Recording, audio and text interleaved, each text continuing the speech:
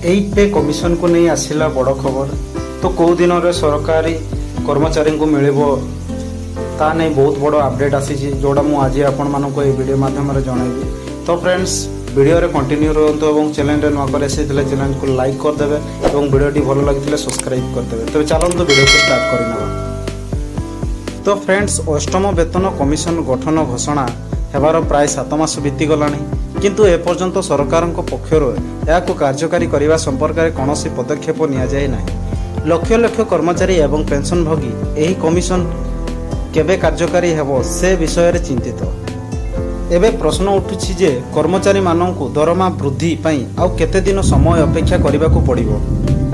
सरकार चलित वर्ष जनवरी रे घोषणा करा जायथिबा अष्टम वेतन कमिशन को चूड़ांत करिनाहांती, जहाँ दरमा एवं अन्यान्य दिग गुड़िकु संशोधन करिबा आधार गठन करिबा 7 मास परे मध्य सदस्य एवं अध्यक्षों नियुक्ति विचाराधीन अछि।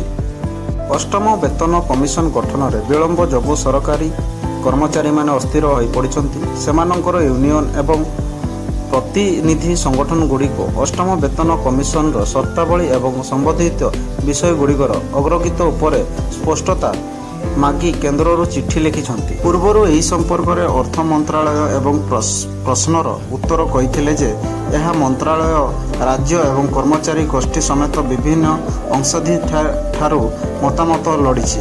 मंत्रालय कहिछि जे टीओआर चूड़ांत हेबा परे एक अनुष्ठानिक विज्ञप्ति जारी करा जिवो। जनवरी 2025 रे घोषणा हेबार 7 मासरू अधिक समय बीती जाइछि एवं शर्तभर्ती रे शर्तावली एपर्यंत विचाराधीन अच्छी रही। यह कार्यकारी हेबाकू केते समय लागि पारे ताहा बुझिबा पय समस्त वेतन कमिशन रो समय सीमा देखिबाको उचित। जदि आमे सप्तम वेतन कमिशन गठन एवं सुपारिश गुड़ी को कार्यकारी करने प्रक्रिया को भल भाव देखा तेबे यह प्राय 3 वर्ष समय नहीं। सप्तम वेतन कमिशन 25 सेप्टेम्बर 2013 रे घोषणा करा जायथिला। टीओआर विज्ञप्ति 28 फेब्रुआरी 2014 रे जारी करा जायथिला। सदस्य मानन को 4 मार्च 2014 रे नियुक्ति करा जायथिला।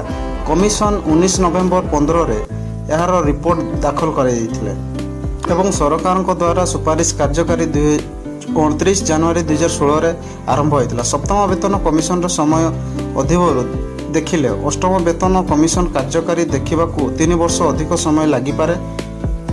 पूर्व कमिशन मोट 44 मास नहीं 2027 शेष किंबा 28 प्रारंभ अष्टम वेतन कार्यकारी हेबो आशा करा जायछि। तो फ्रेंड्स वीडियो केमती लगिला कमेंट सेक्शन रे आपण माने निहाती भाबरे जणाइबे एवं चैनल को सब्सक्राइब कर देबे।